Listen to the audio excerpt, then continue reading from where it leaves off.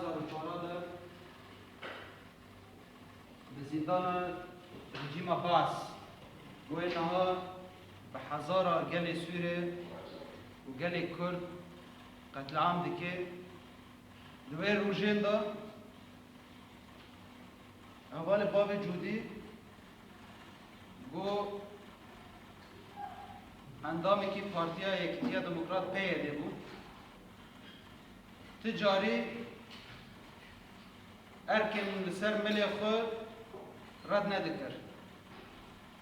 پارتیا ما پیده دروژه که دا گرابه کی گله کی گرینگ دابون شهید نمر باب جودی لی مخابن